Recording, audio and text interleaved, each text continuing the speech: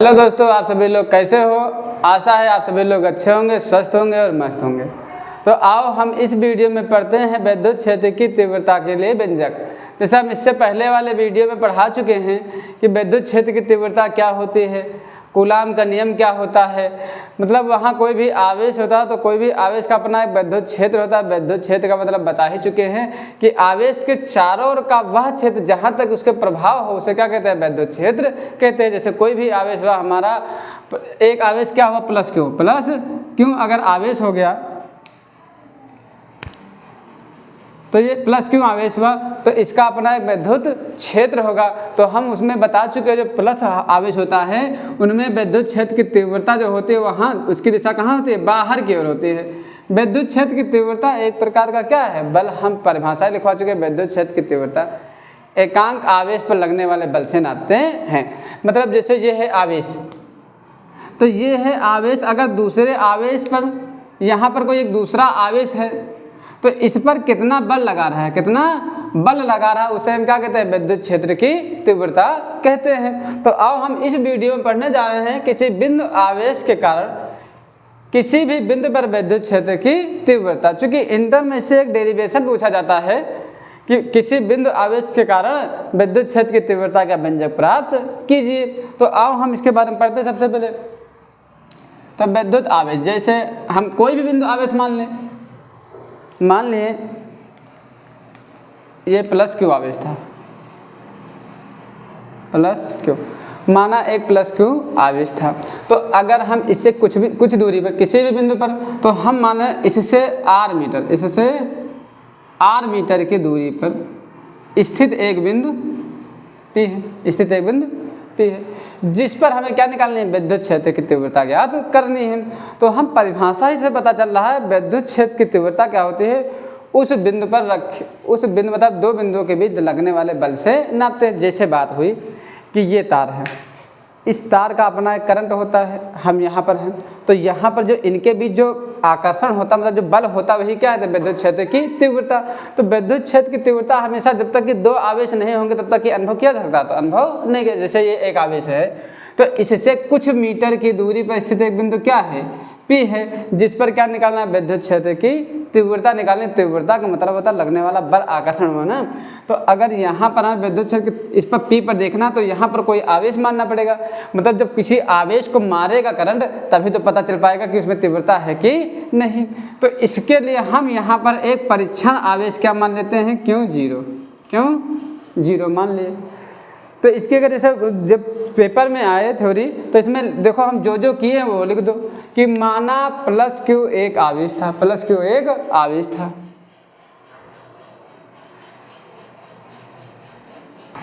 तो जो किए, जैसे कि यहाँ पर हम एक किस आवेश के कारण देख रहे हैं, प्लस क्यू आवेश, तो हम लिख देंगे माना एक प्लस क्यू आवेश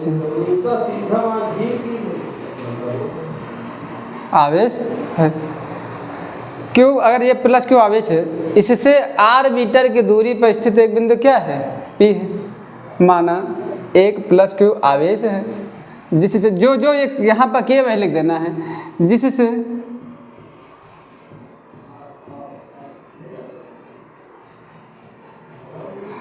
आर मीटर की दूरी पर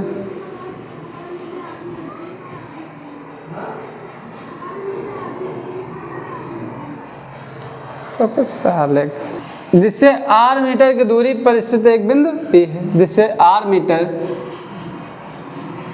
की दूरी पर स्थित एक बिंदु पी है जिस पर विद्युत क्षेत्र की तीव्रता ज्ञात करनी है, जिस पर विद्युत क्षेत्र की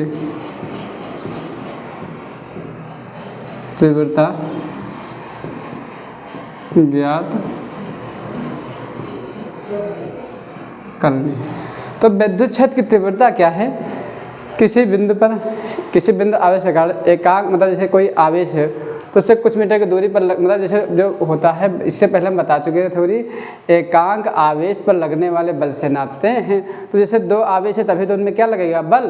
तो इसके लिए हम अगर इस बिंदु पर देख रहे हैं तो हम जैसे हम अनुभव उसका करना चाहते हैं, यहाँ ये करंट है, इसका अनुभव करना चाहते हैं कि हाँ इसमें करंट कितनी तेज है, करंट कितनी तेज है। तो जब तक कि एक दूसरा आवेश नहीं खड़ा करेंगे तब तक तीव्रता हमें पता चल पाएगी, क्योंकि हम भी एक प्रकार के क्या होंगे, आवेश हो जाएंगे।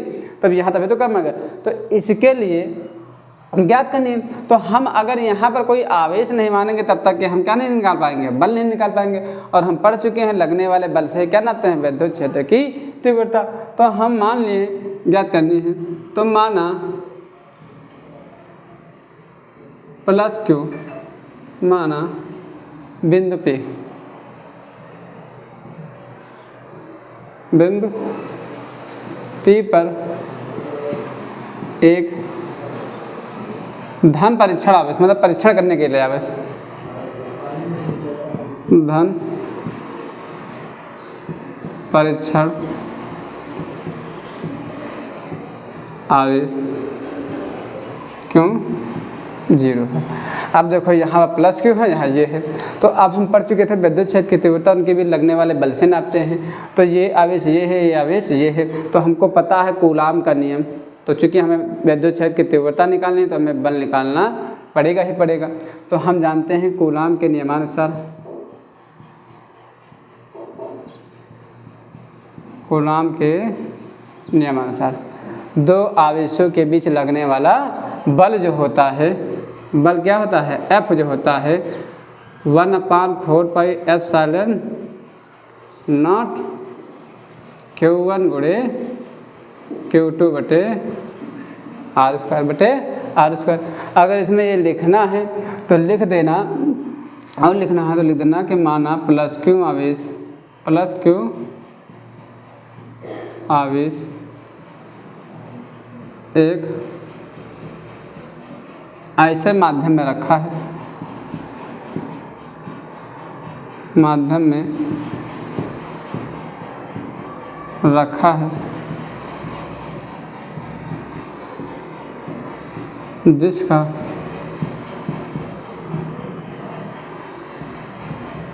परावैद्युतांक के है। तो हम विद्युत क्षेत्र की तीव्रता निकालें तो उससे पहले हम बल निकालेंगे। तो हम जानते हैं कूलाम के नियमानुसार दो आवेशों के बीच लगने वाला बल 1/4 पाई एप्सिलॉन नॉट, अगर परावैद्युतांक के है तो यहाँ में लगा देंगे कि Q1 गुणे Q2, Q1 होता पहला आवेश, Q2 होता है दूसरा आवेश। तो जैसे हम F हुआ तो F 1/4 पाई एप्सिलॉन नॉट, ये है 4 पाई एप्सिलॉन नॉट। ये क्या हुआ, Q1 का मतलब पहला आवेश। तो यहाँ पहला आवेश कितना है, प्लस क्यों है, प्लस क्यों है, गुणे Q2 क्या हो गया, दूसरा आवेश, और दूसरा आवेश कितना है, क्यों 0 है। अब बटे R होते हैं दोनों आवेशों के बीच की दूरी, दोनों आवेशों के बीच की दूरी कितनी है R, तो कितना हुआ R स्क्वायर। तो ये निकल चुका इन दोनों के बीच लगने वाला बल। लेकिन हमें क्या निकालनी है, विद्युत क्षेत्र की तीव्रता। तो हम जानते हैं विद्युत क्षेत्र की जो तीव्रता होती है, तो तीव्रता होती है E बराबर F बटे Q0, क्यों 0 कह दो चाहे क्यों नॉट कह दो। अगर देखा जाए ए निकालने तो हमें F निकालना था, हमें F पता चल चुका है, आराम से यहाँ पर इसका मान रख दे जाए। ए F का मान निकाल चुके हैं 1/4 पाई एप्सिलॉन नॉट, और यहाँ के लिख दिए हैं, क्यों 0, क्यों 0 बटे R स्क्वायर। ये F का मान लिख दिए, बटे में कितना हो गया, क्यों 0 हो गया है, क्यों 0। तो यहाँ लिख दिए क्यों 0। ऊपर देखो क्यों 0 है, नीचे क्यों 0 से क्यों 0 कैंसिल हो चुका। तो क्यों 0 से क्यों 0 कैंसिल हो गया। तो ए बराबर निकल चुका है 1/4 पाई एप्सिलॉन नॉट क्यों, और नीचे में R स्क्वायर है, तो क्यों बाई R स्क्वायर, क्यों बाई R स्क्वायर। यहाँ अगर परावैद्युतांक के मान है तो क्या मान लेंगे, के मान लेंगे। तो ये हुआ किसी भी बिंदु आवेश के कारण किसी भी बिंदु पर विद्युत क्षेत्र की तीव्रता का व्यंजक हो गया E, चाहे इतना लिख दो E 1/4πε0 इंटू के, ये है क्यों।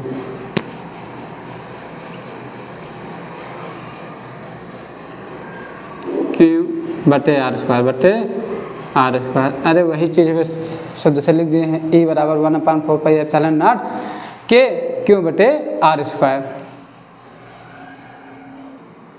तो जो E बराबर 1/4πε0 के क्यू बटे आर स्क्वायर, ये किसी भी माध्यम में विद्युत क्षेत्र की तीव्रता ज्ञात करने का व्यंजक हुआ।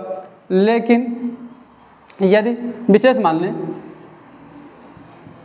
यदि प्लस क्यू आवेश वायु में रखा है तो के का मान जहाँ के होता है कितना होता है, 1 होता है।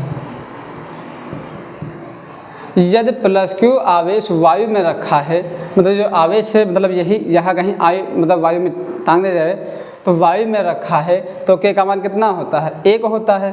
तब वहाँ पर विद्युत क्षेत्र की तीव्रता जो हो जाएगी तो E बराबर 1/4πε0 ऊपर है क्यों बटे में कितना हुआ आर स्क्वायर, के जगह कितना लिख देंगे हम, के जगह 1 लिख देंगे। तब जो तीव्रता का व्यंजक प्राप्त हो जाता है तो E बराबर 1/4πε0 क्यों बटे आर स्क्वायर। तो ये डेरिवेशन अच्छे से समझना चाहिए, क्योंकि कारण क्या है, ये डेरिवेशन अगर बोर्ड परीक्षा में पूछा जाएगा तो 5 नंबर में, अन्यथा जो इनसे पूछा जाता है अच्छे और निरक्षीय, तो जब तक ये नहीं समझ में आता तो हम अच्छे और निरक्षीय स्थिति इतने अच्छे से कर नहीं पाते हैं। तो ये होती है किसी विद्युत क्षेत्र की तीव्रता का व्यंजक। अगर पीछे लिखना है तो विद्युत क्षेत्र की तीव्रता का हम मात्रक पहले बता चुके हैं, न्यूटन प्रति कूलाम होता है, न्यूटन प्रति कूलाम। क्योंकि अगर यहाँ से विद्युत क्षेत्र की तीव्रता का व्यंजक ना निकालो, क्योंकि हम पहले पढ़ चुके हैं विद्युत क्षेत्र की तीव्रता E बराबर होता है F बटे क्यू। तो अगर E का मात्रक निकालना है तो E का मात्रक वही होगा जो क्यू का होगा, और क्यू जो F का होगा और क्यू का होगा। हम जानते हैं F क्या है, बल है, और बल का मात्रक क्या होता है, न्यूटन को किसे लिखते हैं, N से, बटे में क्यों है, क्यों का मात्रा कूलाम होता है तो कूलाम को लिखते हैं क्यों से, तो न्यूटन प्रति कूलाम इसीलिए ये लिख दिए। तो ये किसी भी बिंदु पर विद्युत क्षेत्र की तीव्रता का व्यंजक हो। इसका स्क्रीनशॉट ले लो या वीडियो रोककर इसको लिख लो। तो अब हम बात करते हैं वैद्युत द्विध्रुव आघूर्ण।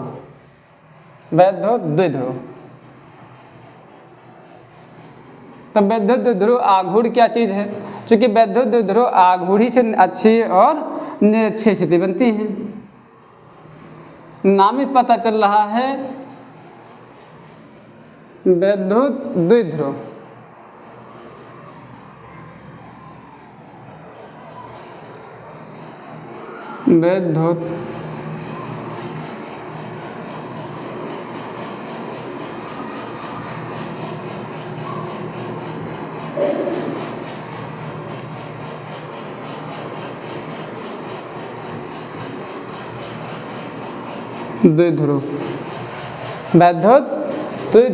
वैद्युत का मतलब सोचो आवेश, द्वि का मतलब 2 और ध्रुव का मतलब ध्रुव।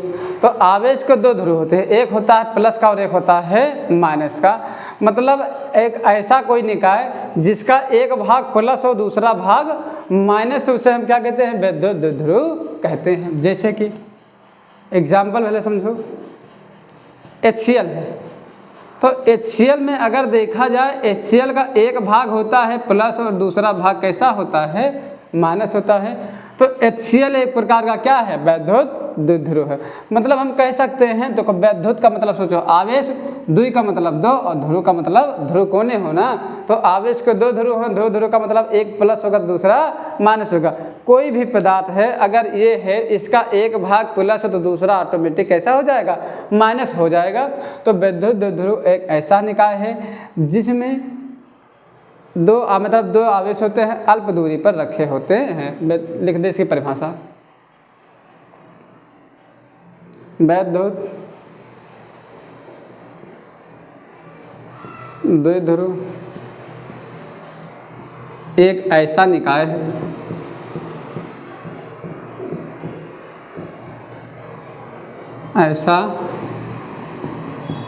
है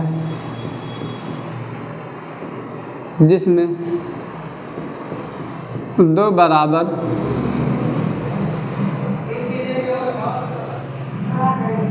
परंतु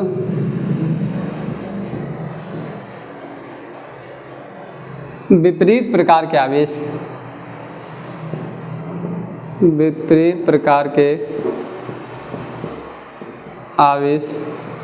कुछ दूरी पर रखे होते हैं। जैसे ये हुआ तो इसकी कुछ दूरी ही तो होगी ना, तो कुछ दूरी पर रखे होते हैं। जितना प्लस उतना ही माइनस है, मतलब परिणाम में बराबर है परंतु दिशाओं में क्या है विपरीत, एक प्लस दूसरा माइनस है।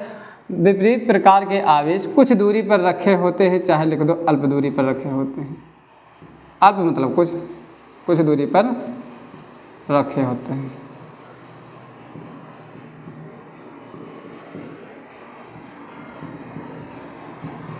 जैसे ये हुआ इधर प्लस क्यू आवेश, इधर प्लस मान लो तो चाहे इधर माइनस मान लो, मानने के लिए तुम स्वतंत्र हो। इधर प्लस मानो चाहे इधर माइनस मानो।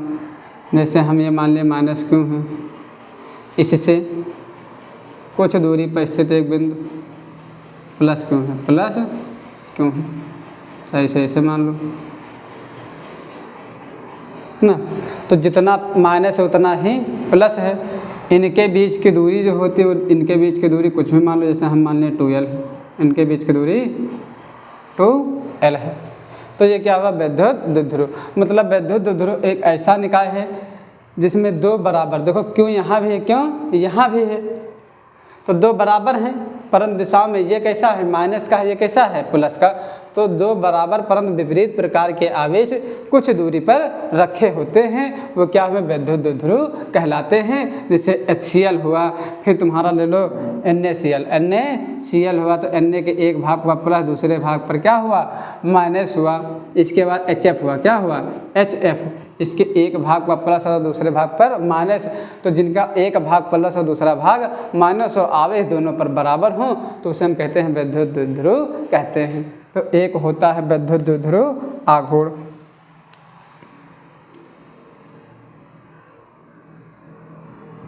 वैद्युत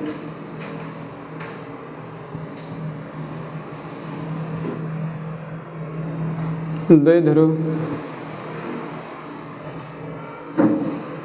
आघूर्ण। वैद्युत द्विध्रुव आघूर्ण को लिखते हैं पीछे। तो वैद्युत द्विध्रुव आघूर्ण किसे कहते हैं, फार्मूले से लिखो, ज़्यादा परिभाषा फार्मूले के आधार पर लिखो, ज़्यादा बेहतर रहती है। जब P बराबर होता है फार्मूला, तो P बराबर होता है 2l गुणे Q। ये लिखा है 2l गुणे Q। तो इससे पता चला वैद्युत द्विध्रुव के दोनों आवेशों के बीच की दूरी, तथा किन्हीं एक आवेश के गुणनफल को ही हम क्या कहते हैं वैद्युत द्विध्रुव आघूर्ण कहते हैं। मतलब परिभाषा ये इस प्रकार लिख सकते हो कि वैद्युत द्विध्रुव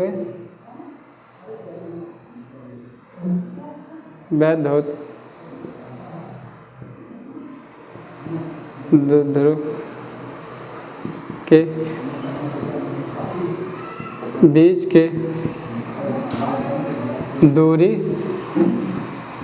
बीच के दूरी वैद्युत द्विध्रुव के बीच की दूरी तथा किसी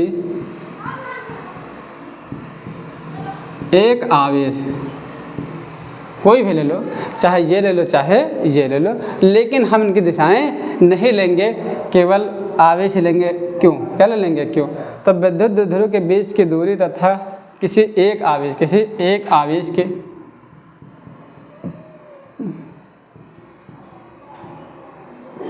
गुणनफल को क्या कहते हैं वैद्युत द्विध्रुव आघूर्ण कहते हैं। मतलब या तो वैद्युत द्विध्रुव आघूर्ण के बराबर होता है, चाहे ये लिख दो चाहे कहते हैं ये लिख दो।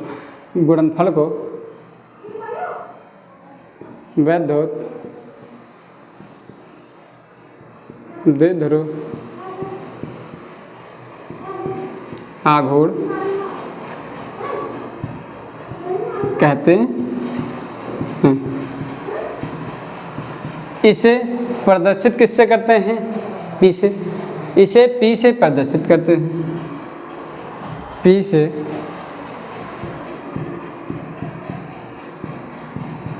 प्रदर्शित